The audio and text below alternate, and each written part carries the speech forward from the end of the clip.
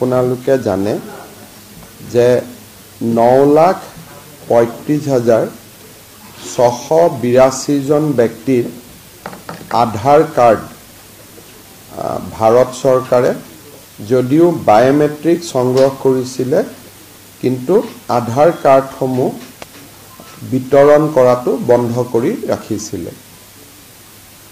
এই লোকসকল সেই লোকসকল আছিল যিসকলে ফেব্ৰুৱাৰী 2019 পৰা আগষ্ট 2024 এই সময়ছোৱাৰ ভিতৰত এনআৰসি বা আধাৰ কেন্দ্ৰসমূহত বায়োমেট্ৰিক দিবৰ বাবে তেওঁলোকে সেই কেন্দ্ৰসমূহলৈ গৈছিল।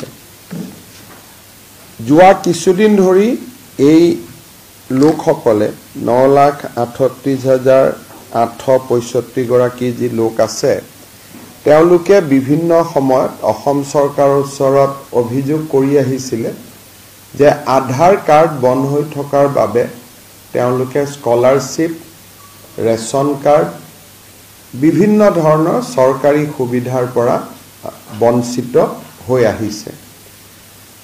আৰু এই ব্যক্তিসকলৰ ভিতৰত বহুবিলাক এনেকুৱা ব্যক্তি আছে যিবিলাক ব্যক্তিৰ এনআৰসিৰ লগত কোনো সম্বন্ধ নাছিলে, তেওঁলোকে মাত্ৰ সেই সময়ছোৱাত আধাৰ কাৰ্ডৰ বাবে বায়োমেট্ৰিক দিবৰ বাবে গৈছিলে। অৰ্থাৎ এই আধাৰ কাৰ্ড আৰু এনআৰসিৰ কোনো প্ৰত্যক্ষ সম্পৰ্ক নাছিলে। সম্পৰ্ক ইমানেই আছিলে যে সেই 4 মাহৰ সময়ছোৱাৰ ভিতৰত তেওঁলোকে বায়োমেট্ৰিক দিবৰ বাবে এনআৰসি বা আধাৰ সেৱা কেন্দ্ৰসমূহলৈ গৈছিলে আৰু তেতিয়া এনআৰসি আৰু আধাৰ সেৱা কেন্দ্ৰ একেটাই আছিলে, দুটা পৃথক পৃথক নাছিলে। এই বিষয়টোৰ ওপৰত অধ্যয়ন কৰিবলৈ আমি এখন কেবিনেট সাব কমিটি গঠন কৰিছিলোঁ। কেবিনেট সাব কমিটিখনে অসমৰ প্ৰায়বোৰ সদৌ অসম ছাত্ৰ সন্থাকে ধৰি সংগঠনসমূহৰ লগত আলাপ আলোচনা কৰিছিল আৰু তেখেতসকলেও এটা ঐক্যমতত উপস্থিত হৈছিল যে এনআৰসি আৰু আধাৰ কাৰ্ডৰ কোনো প্ৰত্যক্ষ সম্বন্ধ নাই আৰু সেই কাৰণে আধাৰ কাৰ্ডসমূহ যদি ভাৰত চৰকাৰে বিতৰণ কৰে তেতিয়াহ'লে কাৰো আপত্তি নাথাকিব। এই বিষয়টো আমি কেবিনেটলৈকে লৈ গৈছিলোঁ। কেবিনেট সাব কমিটিটোৰ যিটো ফাইণ্ডিংছ আছিলে তাক তেখেতসকলে কেবিনেটেও সমৰ্থন কৰিছিলে আৰু ভাৰত চৰকাৰৰ লগত এই বিষয়ে আমি যোৱা 2 বছৰ ধৰি যোগাযোগ কৰি আছিলোঁ যে আধাৰ কাৰ্ডখিনি খুলি দিব লাগে। মানুহৰ ৰেচন কাৰ্ডৰ পৰা স্কলাৰশ্বিপ বিভিন্ন ক্ষেত্ৰত অসুবিধা হৈছে। যোৱা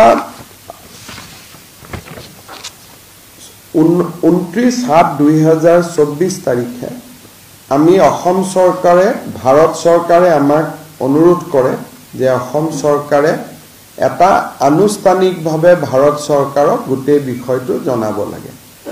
আমি ভাৰত চৰকাৰক 19/7/2024 এটা ফৰ্মেল প্ৰপ'জেল দিওঁ যে এই 9,35,682 জন ব্যক্তিৰ আধাৰ কাৰ্ডসমূহ মুকলি কৰি দিব লাগে।